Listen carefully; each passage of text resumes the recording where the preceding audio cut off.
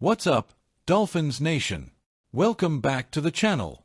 We're here to break down another Miami Dolphins win, this time a hard-fought 15-10 victory over the New England Patriots. While the Dolphins continue to refine their game, we're seeing positive signs of growth, and that's exactly what this team needs to secure more wins. Before we dive into the details, make sure to smash that like button and hit that subscribe if you're not already part of the Fins community. Let's keep this momentum going and keep the support strong.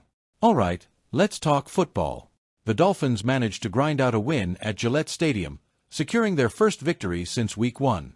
It wasn't always pretty, and the game was far from certain, but Miami's defense bent without breaking, making critical stops when it mattered most. We managed to hold the Patriots to just 10 points, and the game came down to a red zone stand that kept New England out of the end zone on their final possession.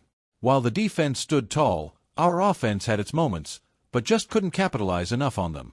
We racked up 372 total yards, 179 passing and 193 rushing, yet those numbers translated into just 15 points.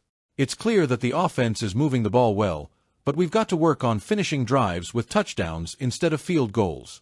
5 scoring opportunities turned into just 1 touchdown and 3 field goals, which was enough this time, but could be risky moving forward. One bright spot in Sunday's game was our ground attack. Miami put up 193 yards on the ground, an impressive feat considering we lost rookie standout De'Von Achane early in the game due to a concussion. Achane's injury came after just 11 snaps, and it's always tough to see a key player go down, but Raheem Mostert and rookie Jalen Wright stepped up big time. Mostert, ever reliable, did what he does best, and Wright continued to impress in limited action. While Miami's rushing game was solid, we still need to convert those yards into more points. Now let's talk about our quarterback situation. Tyler Huntley had his second start for the Dolphins, and while he didn't light up the scoreboard, he managed the game decently. Huntley finished the day 18 of 31 for 179 yards with 1 costly interception. That pick by Patriots cornerback Christian Gonzalez hurt us, but overall, Huntley kept us in the game. The main issue: we couldn't finish drives. Whether it was penalties, a bad snap, or just a failure to punch it in the red zone, the offense stalled at key moments. One big decision came late in the third quarter when Miami faced a 4th and 2 on New England's 29-yard line. Coach Mike McDaniel opted for the field goal rather than going for it. You could argue either way, but taking the points worked out, as we grabbed the lead on the next possession. Still, it feels like the offense is missing that final piece to turn good drives into great ones. If there's one thing to love about Sunday's game, it's how our defense handled the pressure. The Dolphins' defense gave up only 10 points, and aside from a 33-yard touchdown run by Ramondre Stevenson, they kept New England's offense in check. Patriots quarterback Jacoby Brissett made some plays, but the Dolphins' defense didn't let him take over the game. What's most impressive is how Miami closed out the game. The defense allowed New England to drive 99 yards on 2 possessions in the final minutes, but they stood firm when it mattered most. The Pats got to the 11-yard line on their final drive, but Hunter Henry was stopped short, and the Dolphins forced a turnover on downs to seal the victory. One area that Miami needs to clean up is special teams. Kicker Jason Sanders missed a crucial field goal after a bad snap, and while he hit 3 of his 4 attempts, those kinds of mistakes could cost us in closer games. The punt team also had a rough day, with 1 punt getting blocked, although the Patriots failed to capitalize on it. Special teams are often overlooked, but we can't afford to give up field position or miss scoring opportunities, especially in close games like this one.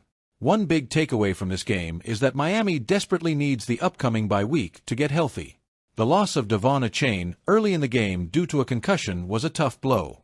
Achane has been a key part of our offense, and his speed and versatility will be sorely missed if he's out for an extended period. Beyond that, safety Jordan Poyer missed Sunday's game with a shin injury, and we've got Jevon Holland dealing with a broken bone in his left hand. Holland's status is week to week, and there's a chance he could play with a cast, but the team will have to evaluate whether that's the best option moving forward. Head coach Mike McDaniel is optimistic about Poyer's recovery, but Holland's situation seems a bit more uncertain. Losing key players in the secondary is a big deal, especially as we prepare for the Colts after the bye week. At 2-3, the Dolphins are still in the mix, and this win over the Patriots was crucial. We snapped a 3-game losing streak and picked up our first divisional win of the season.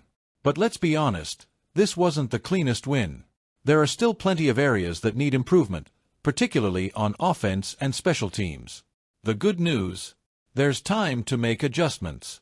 With a bye week ahead, the Dolphins have a chance to regroup, heal up, and make the necessary changes.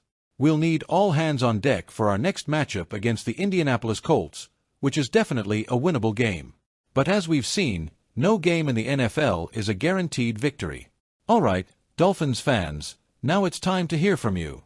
What are your thoughts on the team's performance this week? How do you feel about Huntley's development as our QB while we wait for Tua to return? And what about our defense? Are you impressed with how they held up, or do you think there's more work to be done? Drop your thoughts in the comments below, and let's keep the conversation going. If you enjoyed this breakdown, don't forget to like the video and subscribe to the channel for more in-depth Dolphins content. We've got a lot to talk about as we head into the bye week, and I want to hear all your takes on how we can keep this momentum rolling. Until next time, fins up. Let's keep pushing forward, and we'll be back after the bye week with more Miami Dolphins updates. Stay tuned.